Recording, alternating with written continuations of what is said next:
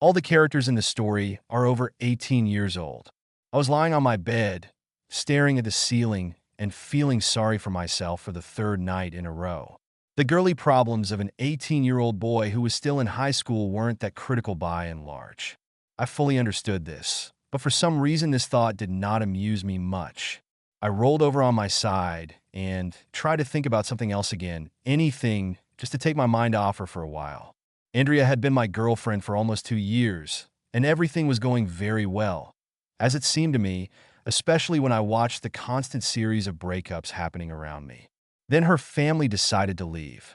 Some nonsense about her father's job. I probably didn't pay much attention to that moment of the conversation. She was just as upset as I was about the whole thing, but there wasn't much we could do. None of us were independent enough to leave our families and live on our own. "Hello, Alex," came a quiet voice from behind the door. Even when I turned away from her, I immediately recognized the voice of the older sister. She must have finally made it home. The day Andrea really left, it hit me hard, and naturally the only person I could talk to about it wasn't there. "Hi, Megan." I mumbled back. "Do you want to talk?" she asked. Mom no doubt told her what happened as soon as she walked through the door. At least it would have saved me the trouble. Although I wasn't sure what I wanted to say, I got to the point where I almost enjoyed feeling sorry for myself in some weird way. "You miss her a lot, don't you?" she said without asking. I nodded and felt Megan sit on the bed behind me and reach out to tousle my hair, as she did sometimes. "It's stupid, I know," I said. "Just a school crush. We wouldn't have lasted anyway. Even people who get married don't live long." "But now you'll never know," Megan said with that note of understanding in her voice that I loved to hear. My parents loved me and tried their best to empathize with me, but they were from a different generation and just didn't understand me. Megan was different. She didn't always have advice for me, but she listened and, more importantly, she never judged. That was the main thing that set her apart from my parents and even my friends. I could tell her the most embarrassing and terrible things I'd done or thought, and she wouldn't even flinch. "Yeah, that's part of it, I guess," I said. I returned to my previous position on my back and looked at my sister. She sat and looked at me with a completely neutral expression on her face. "Although it's not that important," I continued. "People are starving and dying everywhere, and I'm whining about a girl. Put up with it, right?" "Alex," she said slowly, "just because your problem isn't the worst in the world doesn't mean you can't take care of it." Missing her. I felt tears welling up and quickly blinked them away. Megan wouldn't have cared, but I hated crying, even when I was alone. It made me feel pathetic. Or maybe it was just because I cried only when I was already feeling sorry. It's hard to say. "I dreamed about her," I said softly. "For the last 2 nights, I've been waking up and seeing her in the room with me. It seems so real. She doesn't talk or say anything, even when I'm talking to her. Then I try to touch her and realize that she was never there." I snorted. "I think it's more like a hallucination than a dream, since I'm not sleeping." Megan nodded thoughtfully, and I noticed that she was chewing a few strands of hair out of the corner of her mouth. This was usually a sign that she was focused on something and wasn't paying attention to what she was doing. "Sometimes it happens to me," she said. "When I'm stressed or worried, sometimes I have similar hallucinations. One day I woke up and was sure there was a huge hole in the floor. I needed to go to the bathroom, but I was afraid that I would fall if I got out of bed. I think in the end, I actually jumped off the edge of the bed where I thought it was safe." "It's funny that you remember sometimes, isn't it?" she finished, smiling at the strange memory. "Yeah," I agreed, forcing a weak smile. "Anyway, do you think you'll be okay?" she asked. "I think so. I'll probably be fine later," I told her. "Okay, I'll be there if you need me," she said, getting up to leave. "Thank you, Megan," I said before she stepped out of the doorway. "Anytime, little brother," she replied. As on the previous 2 nights, I woke up disoriented in my darkened room. "You're back," I whispered. "Just checking on you," she whispered back. "You were making sounds like, I do not know, maybe a bad dream?" She ruffled my hair, as Megan always did, and for a moment I enjoyed the feeling before I realized what the difference was. "You're talking," I chided her. "So what?" she asked, raising an eyebrow. "You never said last time, Andrea. Why can you do it this time?" "Maybe your imagination is just getting better," she said softly. "Maybe," I agreed. "Can you stay with me for a while?" "Of course, Alex. just for a little while. I'm glad you're here, I told her. I miss you so much already. What's the matter? I asked. Nothing, just nothing, she said. No, she screamed sharply. I immediately recoiled as if I had been burned. She may have seemed reluctant before, but it was a categorical order to stop. I'm sorry, I'm not sorry, I apologized. Her face softened when she saw how upset I was and pressed my head against her shoulder. Hey, it's okay. I'm not mad.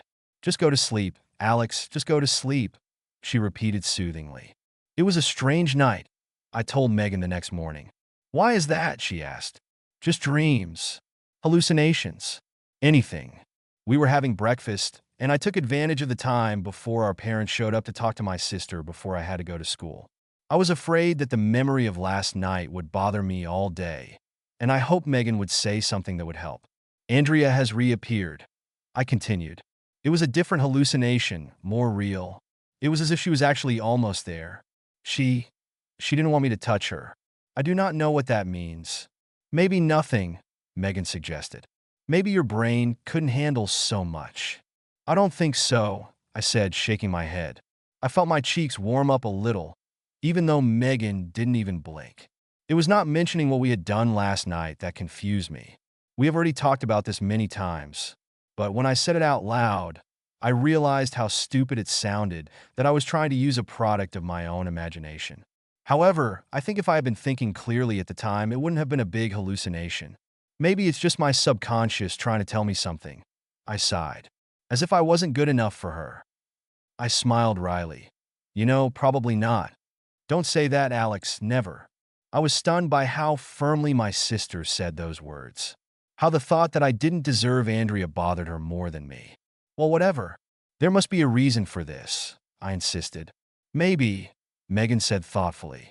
Just try not to get too hung up on it, okay? Okay, I'll try. I agreed, although I doubted my ability to finish the job. It was hard for me to sleep that night. I spent several hours tossing and turning in my bed. The thought that maybe I really didn't deserve Andrea while I had her surface from time to time, but I was actually more worried about her reappearing in the middle of the night. The memory of how she reacted when I tried to touch her really bothered me. I felt myself shaking and looked around in confusion. I didn't remember sleeping, but the clock on my dresser showed almost 3 o'clock in the morning, so I guessed that I should have been asleep. Andrea was next to my bed again. You had a bad dream again, she whispered. I don't remember having dreams. I shrugged dismissively. But anyway, can you tell me something while you're here? Did I do something wrong last night? No, there's nothing wrong. I'm sorry about last night. It was my fault, she said, smiling faintly at me.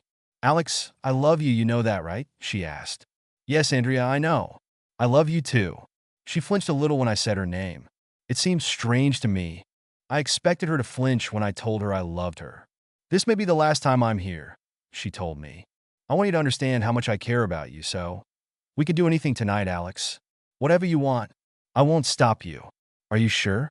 We don't need to if you don't want to, I replied. I'm sure. Everything you want is just for tonight. It was just as real as last night, and this time she didn't back down or tense up. After that, we made love. It's been a few weeks since that night, and I definitely felt like the worst was over. Sometimes I still missed Andrea, but it wasn't so constant and painful anymore. I knew that the last time I saw her was a dream. It was pretty obvious afterwards, even if it seemed so real at the time, but somehow I think it helped anyway. I found myself spending a lot more time with Megan, at least in part because she was the only girl in my life again.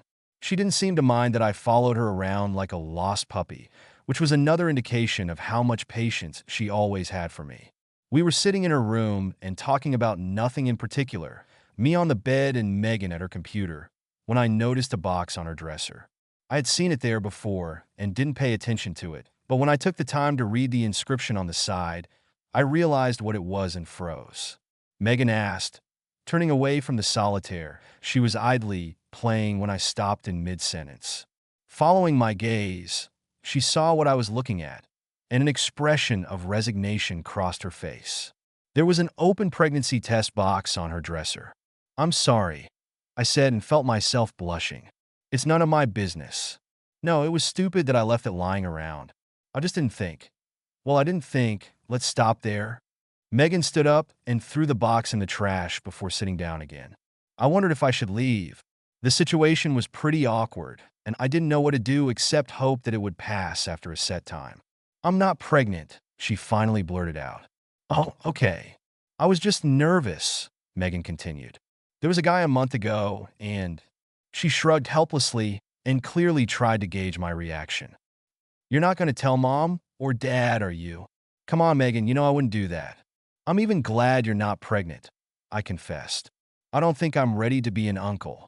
And I'm not ready to be a mom," she replied, looking a little more relaxed. "I hope I won't be so dumb in the future." It bothered me a little that Megan even thought I could talk about her, but I consoled myself with the thought that she was probably just nervous about the whole ordeal. Before that, she hid it pretty well. I didn't even notice anything else. It wasn't until that night, when I was lying in bed, that a disturbing thought occurred to me. I immediately pushed her away the first time, but she kept coming back and just gnawed at my mind. It had been almost a month since Andrea, or rather the imaginary Andrea, had last appeared, which meant about the same time when, according to Megan, she could get pregnant. It's just a coincidence. I assured myself that it could all be. Eventually, I got tired of thinking. What my mind was suggesting was something I should never have thought about. Just the thought that I somehow confused my sister with my ex-girlfriend, and no, it was easy. All I had to do was go ask Megan who this guy was and put an end to the matter. I didn't like interfering in her life, but I was willing to do it anyway, given the circumstances. "Megan," I called softly, approaching her room. "Hmm? What is it?" I must have caught her before she fell asleep, because she answered almost immediately. She sat up in her bed and stifled a yawn as I came closer to her. "I need to know something, and it might seem a little strange," I explained. "Who was that guy you were talking about?" "The one that was a month ago."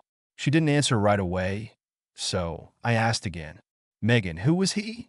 There was a note of desperation in my voice that I couldn't completely control. Megan continued to look at me, and I realized that I wasn't imagining it. "Alex, I don't remember," she finally said. "Yes, you know," I replied stupidly. I felt sick at the thought of what I had done. All the time my sister was by my side, all she did for me was me. "I'm sorry, Megan. Oh my God, I'm so sorry." I wandered away from her into the hallway, trying to get back to my room. I used my sister. Now it was clear to me. Looking back, it seems so clear. There are so many things that should have given it away, but I didn't want to see it. I collapsed on the floor next to the bed, unable to do anything but curl up into a ball. She didn't deserve what I did to her. I've never been able to apologize enough. "Alex," Megan called softly. She followed me to my room. I couldn't understand why she would do this, knowing how sick I was. Except that my sister will never hate me, even after what I've done. This thought upset me even more, and I tried to curl up even more and somehow lose myself in myself. No, I didn't deserve to ever see her again. I had to leave. That was all I could do for her now. "Alex, please look at me." The sound of her voice breaking halfway to pleading almost made me turn away from pure reflex. My sister was upset, and I instinctively wanted to help, but of course I couldn't. "Not this time." "I'm so sorry, Megan," I whispered. "So I'm sorry. It's not your fault, bro. It was me. You didn't even know what you were doing." I had to. Although, I should have understood. My eyelids started to hurt where I was squeezing them so hard, and my hands started to shake. "Are you really that disgusted, Alex? Does the thought of us being together bother you so much?" The pain in her voice broke my resolve, and I finally opened my eyes. The tears running down her cheeks were the first thing I noticed, and I waved my hand to wipe them away before I realized what I was doing and recoiled. "I didn't mean to offend you," I muttered. "You didn't, you never did. I let you do what you wanted. Remember? I knew what was going on, and it was my decision." "But why?" Megan shifted slightly, leaned against the bed, and made herself comfortable. "Because you were hurting your little brother, and I knew I could fix the situation. This may be my secret, and you will never have to know about it." She smiled at me a little sadly. "It would have worked too if I really wanted it to be a secret." "I don't understand," I said in genuine confusion. She looked away for a moment, long enough for me to be ready to verbally push her again. "I was selfish, Alex," she said softly. "I became careless, and I know it's because deep down I wanted you to know that that we did. I was hoping that one day you would feel the same way about me that I feel about you." She stood up as I stared at her in shock, unable to fully process what she had told me. "I know it was a stupid thing to do. Stupid and selfish," she said. "But now it's done, and I just hope you don't hate me for it." She gave me another of those sad smiles and walked out the door. She stopped in the hallway and looked like she was going to say something else, but stopped and left. Naturally, the next few days were a little awkward between Megan and me. She did everything she could to make my life easier. She didn't try to get me to talk and usually gave me personal space. I could tell she was in pain. It was obvious every time we passed each other in the hallway or when we had to pretend that nothing had changed when we were sitting at the dining table. Anyway, it's obvious to me that our parents didn't seem to notice anything else, but it could just be because I was looking for it and they weren't. I missed her too, as strange as it sounds. We still lived in the same house and saw each other every day, but I still missed her. Sometimes I wanted to talk to her, and I would start walking to her room before I remembered that it wasn't that easy anymore. For the first time in a long time, there were problems between us that needed to be resolved before we could just sit down and talk like before. Of course, I wasn't even sure that we could go back to the way things were. Megan almost said that I was more than a brother to her, but I didn't know if I could feel the same way about her. Of course I loved her, but she was still my sister, and there were boundaries that we just shouldn't have crossed. Except, of course, that we had already crossed almost the biggest line there was. If only she wasn't my sister, or if society had developed in some other way, then we could do whatever we wanted. It was a real question that I had to answer, all other things being equal. What would I like my relationship with Megan to be like? When I thought about it that way, it seemed easier. I wanted her to be happy, and if that meant we'd be closer than before, closer than we should be, then that's fine. The first time I decided I was okay with the idea of making love to my sister, I angrily put the thought out of my head and tried my best not to think about it again. Gradually, I realized that this was not just a sick fantasy. I've really come to terms with it. If I'd had more time to think about it before I ran into Megan, I probably wouldn't have been upset at all. The problem was that I still had to deal with the real world, which meant that my relationship with my sister could never be like this. Too many people could get hurt. "Hey Alex, are you here?" Megan's voice rang out from my door, snapping me out of my reverie. "Yeah," I replied. "The pizza just arrived. I'll just leave it in the kitchen when you're ready," she told me. "Okay, thanks." Our parents were out for the evening, so Megan ordered pizza for us. I sighed when I realized that she was thinking about me again and wasn't forcing me to be in the same room with her long enough to have a snack. She was so good to me. She always was, and I was a terrible brother. So what if people can get hurt? Megan was already in pain, and so was I for that matter. Having made my decision, I went downstairs and put a couple of slices of pizza on a plate before heading into the living room. Megan looked at me in surprise as I sat down on the far end of the couch. "Hi," I said simply. "Hi," she said in response, smiling slightly but sincerely at me. For the first time in what seemed like a very long time, we didn't say anything else for a while, but I think my presence was enough for Megan. I glanced at her from time to time, and she definitely seemed happier than she had in the last few days. I eventually got up to take my plate back to the kitchen, and when I returned to the living room, I took the opportunity to sit right next to Megan. "I'm sorry about the last few days, Megan," I whispered. She shook her head. "No, I understand. It doesn't mean that everything is fine. You're always there when I need you, but I reacted badly, and I'm really sorry. You know, it doesn't have to be any different," she said. "I mean, there's nothing I can do about what's already happened, but we'll never have to do it again if you don't want to. I'm just glad you don't hate me for it. To be honest, Megan, I do not know what to think about this. All I've really decided is that I want you to be happy. You deserve it." She looked at me enigmatically for a second, and then slowly brought her face closer to mine. "It didn't take long," Megan said when we broke off again. "I can't help it. You're too good. You shouldn't do it here," I said. Our parents weren't supposed to come back for a while, but there was no point in taking a stupid risk. I saw Megan frown as she had the same thought as me. Then she shrugged and stood up. "Okay, let's go." She helped me off the couch and then practically dragged me up the stairs to her room. "Are you ready, Alex? Are you ready to meet Big Sister?" I didn't trust myself to speak and instead just nodded in the affirmative. "And now what?" I asked after a moment. "Well, We still have about an hour and a half before Mom and Dad get back, Megan said thoughtfully. So until then, I think we can do whatever we want. Whatever we want, I like the sound of it. End.